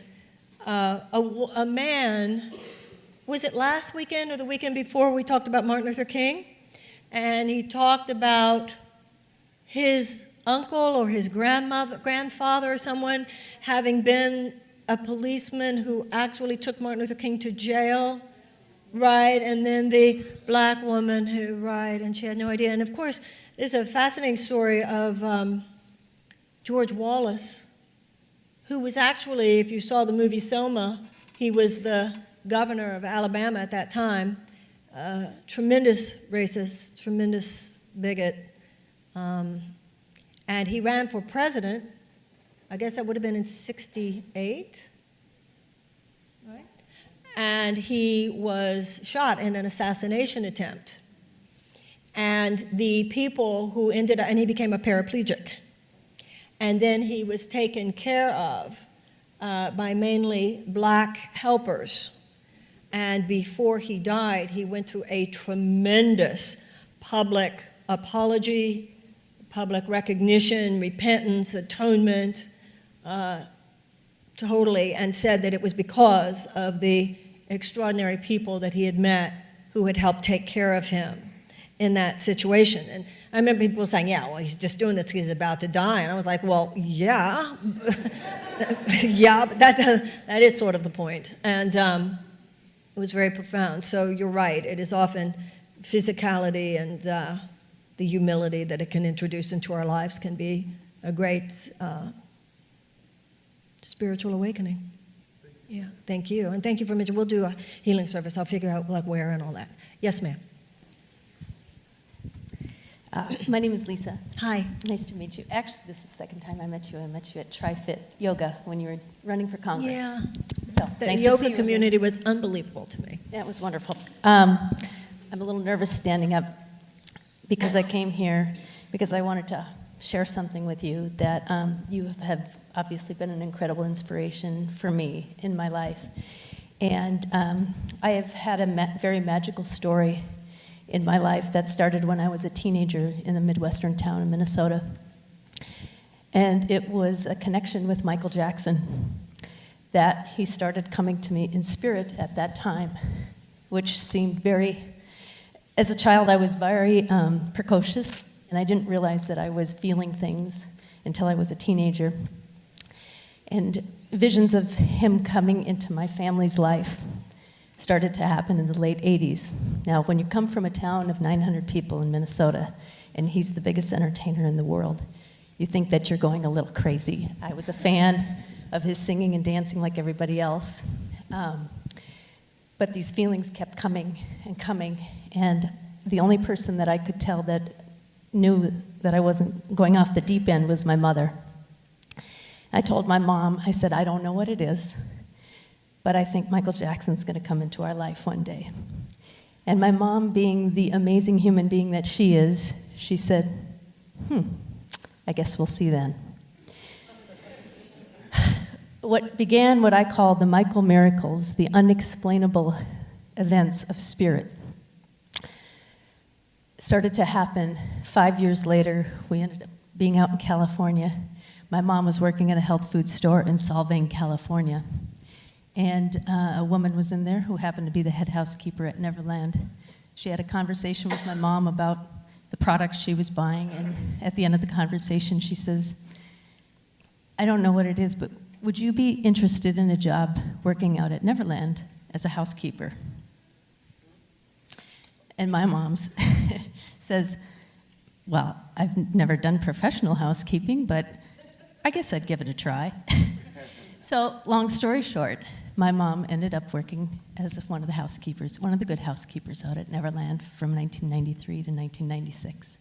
And I never got the chance to meet Michael, but I did get a chance to go play at Neverland several times on Family Day when he would invite all of his employees and their family and friends to come and play and enjoy his Neverland. And I always saw Michael from a deeper perspective, and I always pondered, who was this soul that came with such a huge role? And I knew that one day I would write a book about how I saw Michael as the man in our mirror. And a return to love, the choice between the ego and the spirit, is very prevalent. I just put out my book in December. And Michael Jackson. Yes.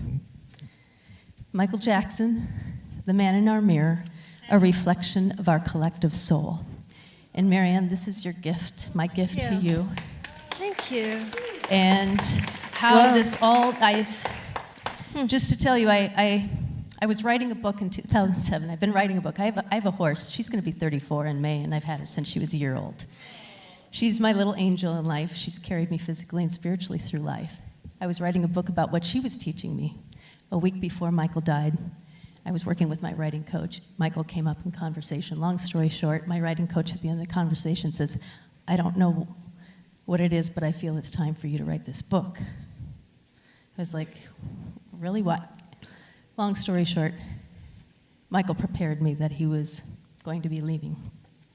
I started writing the book a week after he died, and he has been so present in writing this process. This has been a magical miracle. Wow.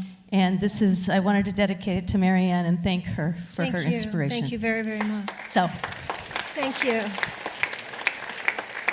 Okay, are we done tonight? There's one okay, real quickly, I need everybody to get to the chase, okay? And then I'll try to get real quickly to Well, get that's to the my chase. last Thank you. name, so Pardon? that'll work. Chase is your last name? Well, I got to the chase, now you get to the chase. That's perfect. Well, first of all, I've been reading your material for 26 years, so I really thank you for your service in my heart. Thank you. And my question is about A Course in Miracles, because when I started reading it when I was 20, I'm now 46, some of the parts were a little confusing to me. Right. One of which is about idle thoughts. Idle thoughts. Idle thoughts. And I just wondered if you could just share, just for a few Well, minutes. actually, and I think we actually mentioned that tonight. The Course in Miracles says there is no such thing as an idle thought. Yeah. There is no such thing as it's a big issue in the Course. And that's everything I was talking about tonight about discipline and discipleship. The Course in Miracles says you achieve so little because your mind is undisciplined. You are far too tolerant of mind wandering. All thought, the Course says, creates form on some level. So once again, no such thing as idle thought. The Course in Miracles says you can misuse your thought, but you cannot diminish its power.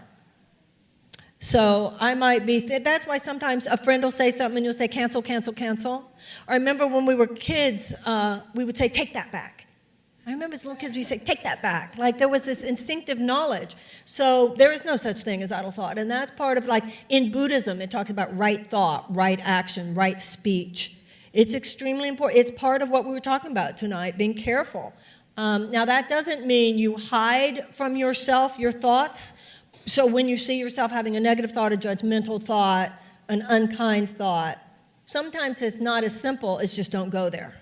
Sometimes it is, oh, just don't indulge that. But sometimes it's, dear God, please take this away from me because I can't stop going there. It hurts too bad or whatever. Does that make sense? So that's really the thing in the Course. So all this time I've been thinking there is such things as idle thoughts. There is no such thing as an idle thought. And that really, that's how powerful you are. And so life is about managing that power. You can't make yourself powerless. Now that does not counter what they say in AA. That's just a different use of the word there. Does that make sense? Yes. Great, Very thank much you so. for that. Thank you. Okay, yes, in the back there. 2 people. How many hours? So you said the purpose of our lives is to reach the joy and happiness. Yes. So why are we put in this life where we struggle and since we eventually is the death, is that the end of the struggling in life and Physical death? yeah. The Course in Miracles says physical birth is not a beginning, but a continuation, and physical death is not an end, but a continuation. For what? Of your life, which is Struggle. eternal. You are an idea in the mind of God, the Course says. Life is eternal. You've been here forever, you will be here forever, because in that quantum field of ultimate reality, there is no time. Anything that ever was, is, and always shall be.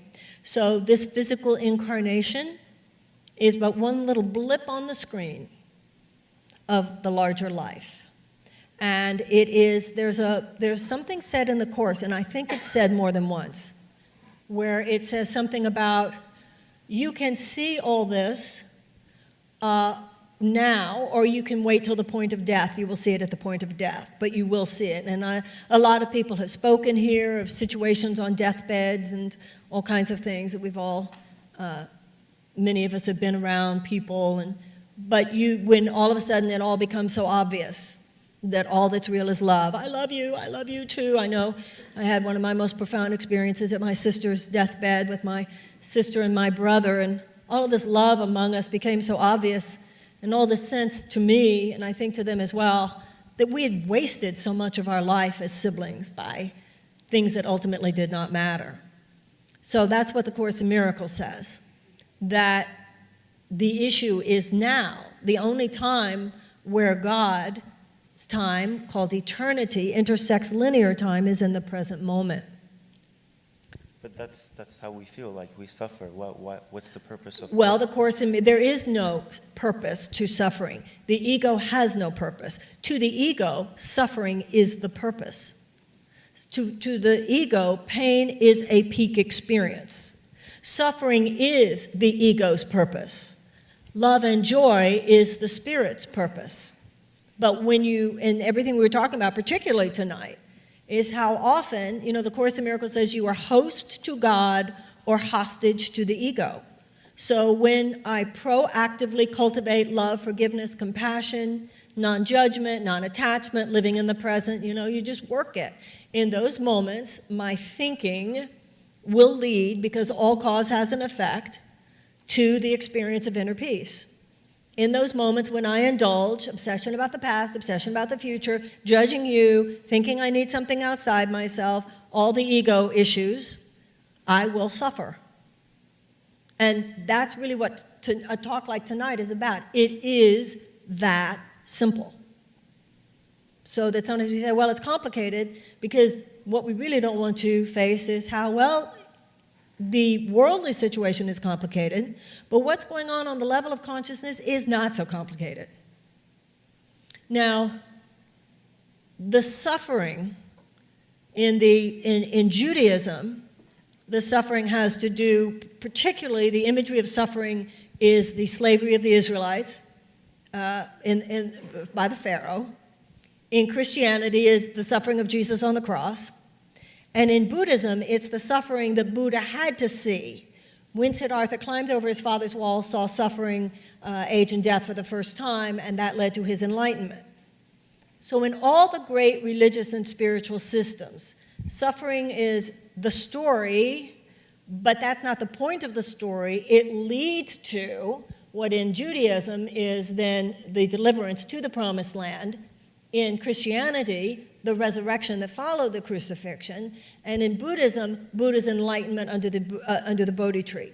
The point, however, is that in all of those three systems, it is being acknowledged that life on this earth lived at the behest of the ego, which in Judaism in the Old Testament is what the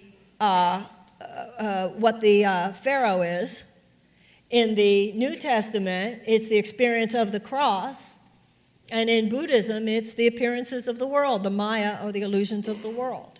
So the whole point, when we take on the story as the imprint of the universal suffering, is to know. If you're a Jew, you know, well, I'm in slavery, but Moses is an aspect of my consciousness. I'm being led out of slavery. And you see the whole New Testament story as the journey of your own consciousness. Or from a Christ-centered perspective, you see the whole story of the cross, all the way to the resurrection, is the story of your own consciousness. If you see the story of Buddha, you recognize that the story of Buddha is the story of your own consciousness. So all the great religious and philosophical tales are codes that tell the story of life. We are attached to the illusions of the world. It is a life of suffering, and yet through the grace of God, we are delivered from that suffering into endless harmony and peace. Does that make sense? So does that mean by our physical death, we would not suffer, or our ego would not suffer anymore? Well, the Course in Miracles says that when we are released from physical death, that the illusions are gone, the blinders are gone, and so theoretically, the pain and the suffering would be gone, but the Course does not lead us to believe that all you have to do to get to happiness is kill yourself and it'll all be okay. It's not that simple. And beyond that, I, with my mortal mind, cannot explain it. I didn't write the book, but one is led to believe the lessons are not over. And if you have not learned them, we are not led to believe that it's all over when we die. Does that make sense? Thank you. Okay, somebody else here? Okay, real quickly. Yes, this lady and this gentleman. Okay, no. Hi. I just had a quick comment that I always love the meditation at the end of the lecture, but since you've added Richard. Since I've added Richard. It's awesome, and ending the meditation tonight on a song instead of the applause right away was wonderful. Yeah, so that Richard, you're being invited to sing anytime, Yes. clearly. It's always so wonderful to have music there. Thank you. Thank you, I thought so too. Yes, sir. How are you? Hi, fine, thank you. So I wanted to get your take on something very interesting that's been happening for a month. I'm very aware of manifestation and tuning into that frequency. Okay. And I feel like I've taken more seriously my practice of meditation, of manifestation, of transcendental meditation. Okay. And just as I was at the peak of my my consciousness in a way, I mean my experience, I'm going to manifest great things, something terrible shows up. Yep. And I'm really confused. I'm like, I did not manifest that. I was not in that frequency. How did that show up? Right. And it was one thing that was so heavy. And not only that, but a second thing showed up and a third thing showed up. Right. And it was not at all in my periphery. It wasn't something that, and these things are not things that I feel are even tied to something that I did directly. I understand. So it's very interesting, like, what does the Course say about that? Is there a reason for a higher purpose for something like well, this? I have two things to say. First of all, it is true. I've certainly had the experience where things were going so well, and you're like, yeah, I'm doing pretty good with this stuff. And it's like the universe is saying, yeah, you really like got that down. Yeah, I'm doing pretty good. I really practice. Yeah, things are going really well. You think, I'm doing really pretty good. Can you take that? Because that's what it's about. You can be serene and calm and manifesting, all that's right there. But what if this situation were to occur? And once you see it all as intentional, then you realize that that was part of the lesson plan. Now, you have described these really heavy things as happening as bad, but they are only bad when seen through the prism of, you on the manifestation thing, it was all happening, it was your agenda was working out well. But your agenda and God's agenda are not the same. Your agenda is to get what you think you want. God's agenda is that you be the man he wants you to be.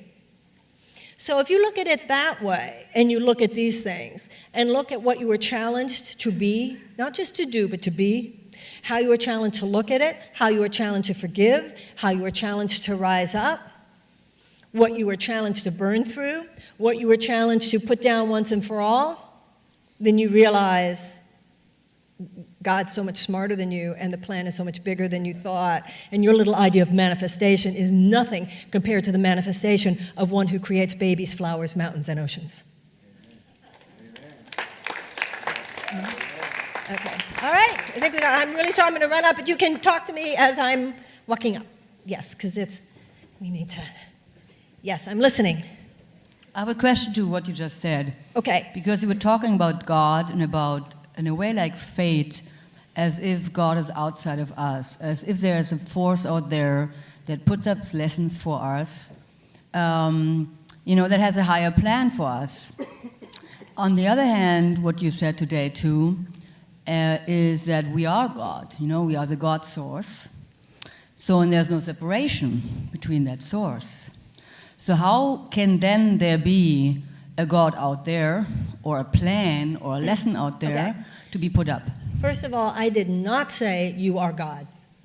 Okay. That's not what the Course says. The Course says you are an idea in the mind of God. And that's the whole idea of child of God, Father, Son, whatever imagery you want to use. The Course does say that God is all there is, and God, being all there is, cannot create something other than what it is. Therefore, you are an extension of that.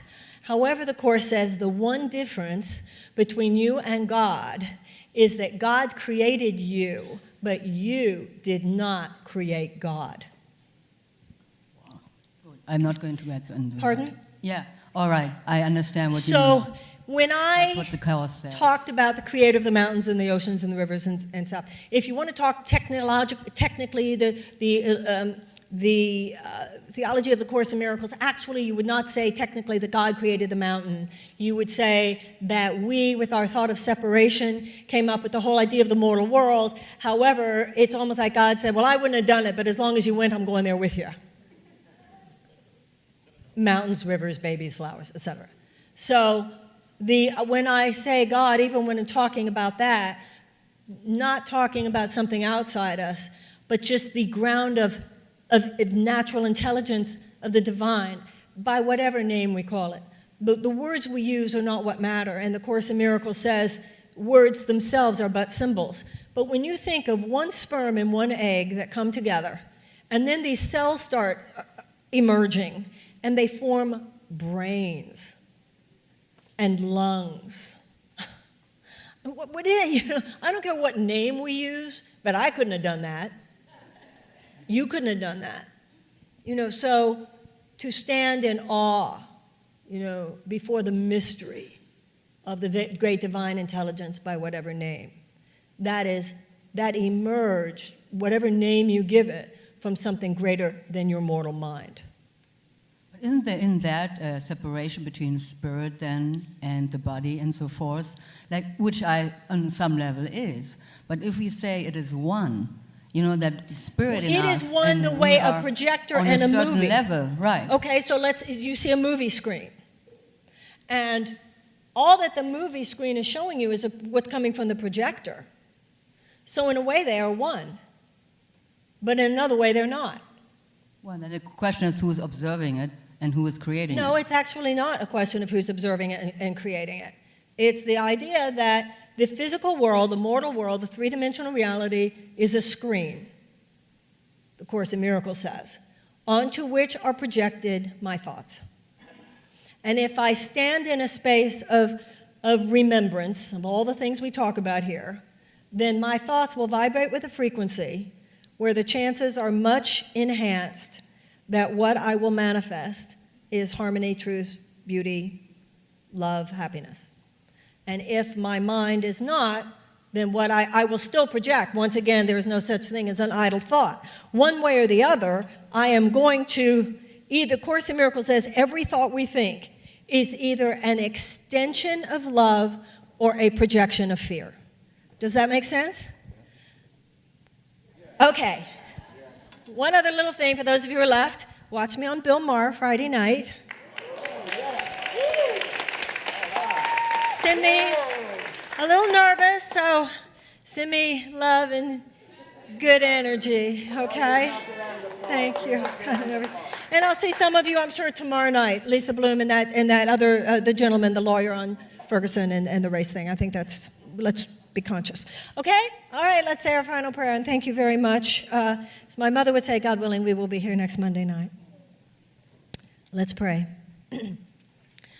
And so it is, dear God, that as we take leave of each other's presence tonight, may we be filled with your Spirit, that we might ever more fully, dear God, become the people you would have us be, that we might do what you would have us do. We pray on this night for Darren's parents, for Greg's mom. We pray for Ramona, for Bob, and for Chris, for Casey and his family, for the Muslim women who have formed their mosque. May their effort be blessed. We pray for Spencer, for his relationship with both of his mothers and both of his fathers. And for all of us, dear God, we pray that your Spirit be upon us. We go forth in confidence and we go forth in faith. For there are angels to your left and there are angels to your right. There are angels in front of you and angels behind you. There are angels above you and angels below. There's a path of light paved before you. Take each step with God in mind. And as your heart is filled with devotion and commitment, forgiveness and love, you shall be lifted above the fears and limitation and treacheries of the world to infinite peace and infinite good. May that good so fill your heart and fill your mind that the entire world is blessed thereby. We pray for our world and pray that we be used in service to the love that heals all things. And so it is. We all say, amen. Thank you, everybody. God bless you. I'm honored you were here.